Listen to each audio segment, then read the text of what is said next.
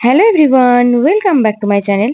Friends, আজকে আমি আপনাদের সঙ্গে শেয়ার করব এই সুন্দর ব্লাউজটা আমি কি করে কাটিং করেছি আর কি করে সেলাই করেছি।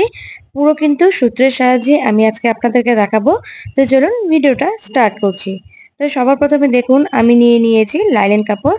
ঠিক আছে, তো আমি যেখান থেকে কাটিংটা শুরু করব সেটা কিন্তু জয়েন্ট সাইড রয়েছে আর আমার অপর পাশটা রয়েছে ওপেন সাইড। ঠিক আছে, এখানে আমার ঝুলের মাপ হলো 14, তার সঙ্গে আমি 1.5 ইঞ্চি এক্সট্রা করে নেব, কারণ এখানে আমাদের একটা বেল্টের পার্ট বের করতে হবে।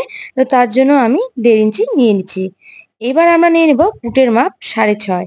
ঠিক আছে, তো আপনাদের যা ঝুল থাকবে তার সঙ্গে 1.5 ইঞ্চি এক্সট্রা করে নেবেন, আর আপনার পুট যা থাকবে তাকে হাফ করে নেবেন। এখানে আমি আর্মহোল নিয়ে নেব 6.5 ইঞ্চি। ঠিক আছে, এখানে আপনারা কম বেশি কিন্তু করে নিতে পারেন, কোনো সমস্যা নেই। এরপর আমি স্কেলের সাহায্যে দাগ টেনে নিচ্ছি। এরপর আমরা নিয়ে নেব ছাতির মাপ। তো ছাতি আমার ছিল 34, তাকে 4 দিয়ে ভাগ করার পরে বেরিয়েছে 8.5। আর তার সঙ্গে আমি 2 ইঞ্চি এক্সট্রা সেলাই মার্জিনের জন্য নিয়ে নেব। ঠিক আছে, এরপরে স্কেল দিয়ে আমি সোজা দাগ টেনে নেব। এরপর আমরা নিয়ে নেব কোমরের মাপটা। তো কোমর ছিল আমার 33, তাকে 4 দিয়ে ভাগ করার পরে বেরিয়েছে 8.2 ইঞ্চি।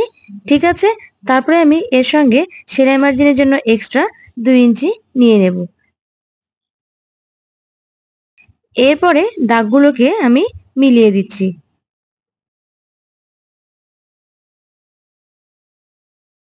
বগলের কাছে 1 ইঞ্চিতে রেখে আমি বগলের শেপটা আলতো হাতে এইভাবে দিয়ে দিচ্ছি। তো এরপর আমি নিয়ে নেব গলার মাপ। তো এখানে আমি 3 ইঞ্চি নিয়ে নিচ্ছি। আপনারা যদি ডিপ গলা পড়তে চান তাহলে আরেকটুখানি নিয়ে নেবেন।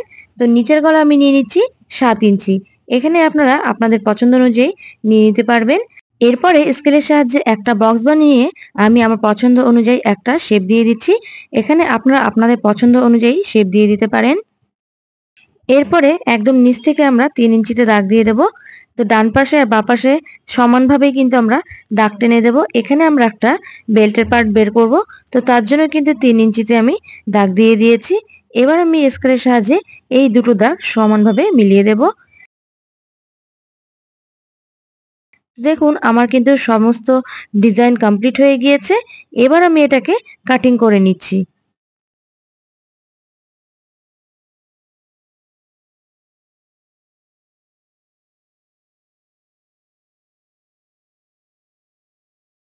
এবার দেখুন লাইনিং কাপড়টাকে আমি ভালো করে বিছিয়ে নিয়েছি। তার উপর থেকে আমার যে ব্লাউজের কাপড়টা ছিল সেটাকে কিন্তু আমি ভালো করে বিছিয়ে নিয়ে তার উপর থেকে কিন্তু সেলাই করব। তো এই ব্লাউজ পিসটাকে কিন্তু খুব ভালো করে বিছিয়ে নিতে হবে। তো দেখুন গলার পাশ থেকে কিন্তু আমি প্রথমে এইভাবে রাউন্ড করে সেলাই করে নেব।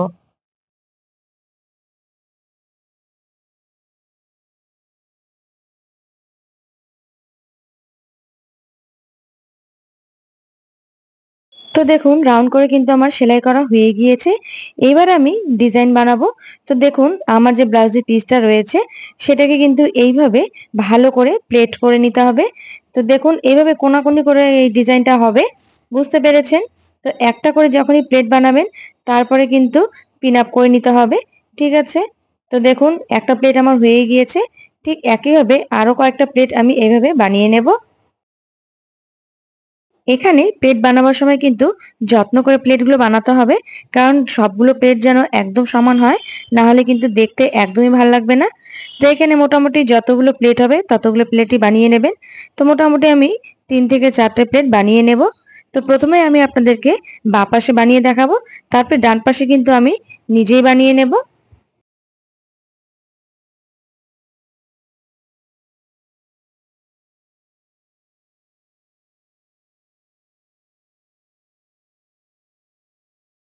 দেখুন আমি কিন্তু দুপাশেই সুন্দর করে প্লেট বানিয়ে নিয়েছি আর ভালো করে পিন আপ করে নিয়েছি। আপনারা কিন্তু এই ডিজাইনটা বানাবার সময় কিন্তু এইরকম প্লেটিং করার সময় পিন আপ করে নেবেন, তাহলে কিন্তু সেলাই করার সময় খুবই সুবিধা হবে। তো দেখুন এইবার আমি চারিপাশ থেকে প্রথমে সেলাই করে নেব। ঠিক আছে, একদম যত্ন করে কিন্তু এখানে আপনাকে সেলাইগুলো করতে হবে।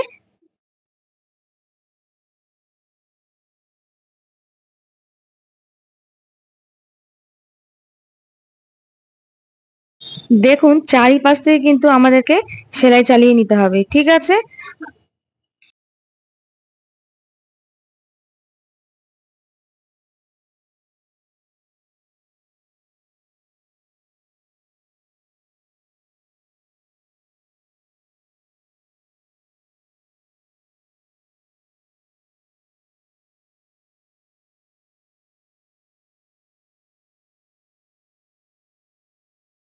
দেখুন আমার কিন্তু চারিপাশ থেকে সেলাই করা হয়ে গিয়েছে।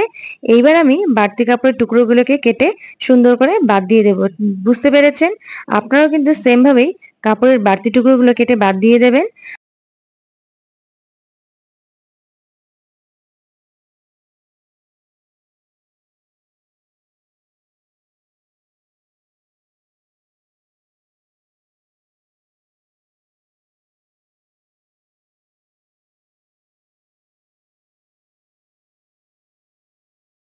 এইবার দেখুন গলার কাছে কিন্তু আমরা প্রথমে কাটিং করিনি। আমি পরেই কাটিংটা করছি। আপনারা চাইলে আগেও কিন্তু কাটিং করে নিতে পারেন। বুঝতে পেরেছেন? তো সমস্ত কাটিং কিন্তু আমার কমপ্লিট হয়ে গিয়েছে। এবার এখানে আমি পট্টি লাগাবো। তো তার জন্য আমি 1.5 ইঞ্চি সাইজের পট্টি কেটে নিয়েছি। আর অবশ্যই টেরা ভাবে কিন্তু এই পট্টিটা কিন্তু কেটে নেবেন। তারপরে ফোল্ড করে দেখুন একদম গলার ধারে আমি রেখেছি। রেখে এখন আমি সেলাই করব। তো এখানে সেলাই করার সময় কিন্তু খুব সাবধানে সেলাই করতে হবে।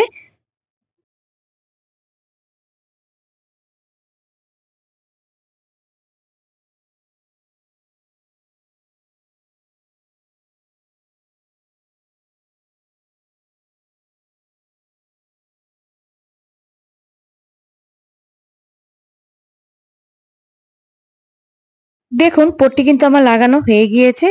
এইবার আমি ছোট ছোট কাট লাগিয়ে দেব।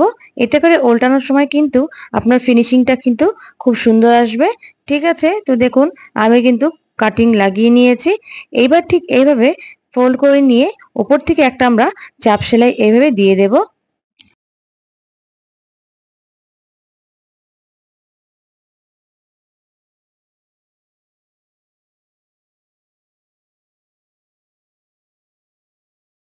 এইবার ফাইনালি আমরা উল্টে দিয়ে আরো একবার সেলাই করে নেব।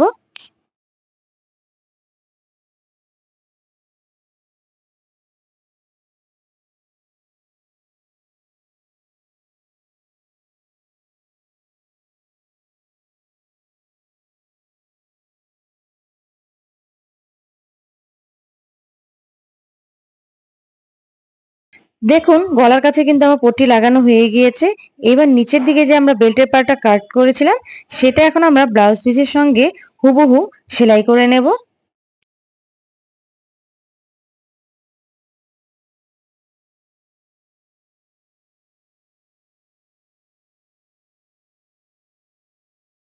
এইবার দেখুন উল্টে দিয়ে আমরা এবার সেলাই করব। ঠিক আছে?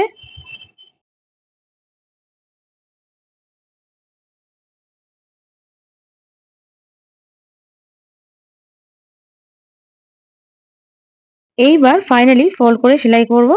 আর এই বেল্টে কিন্তু আমরা এক পাশে সেলাই করব, আরেক পাশে কিন্তু করব না। কারণ এখানে আমরা একটা পট্টি অ্যাটাচ করব, মানে লেস যে হয় সেটা অ্যাটাচ করব। ঠিক আছে? তো এটা আমাদের নিচের দিকে থাকবে। তো দেখুন আমি কি করে সেলাই করছি। তো হয়ে যাওয়ার পরে এবার আমরা চারিদিক থেকে সেলাই করব।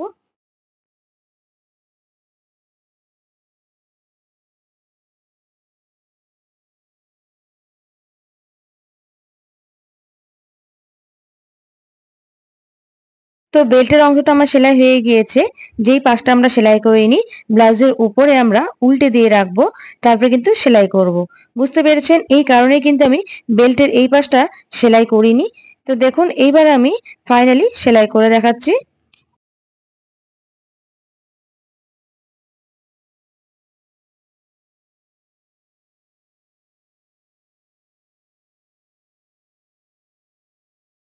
এইবার ফাইনালি বেল্টের পার্টটা উল্টে দিয়ে সেলাই করে দিচ্ছি।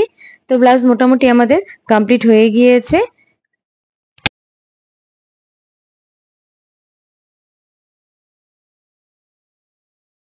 ব্লাউজটাকে আরো সুন্দর দেখার জন্য আমি লেস নিয়ে নিয়েছি।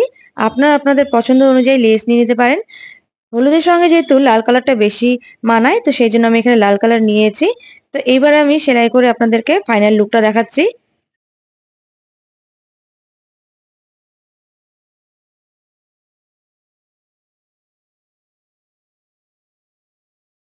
তো আজকের ব্লাউজটা আমার পুরোপুরি কমপ্লিট হয়ে গিয়েছে। এটা হলো ফাইনাল লুক। আপনাদের কেমন লেগেছে অবশ্যই কমেন্টের মাধ্যমে জানাবেন।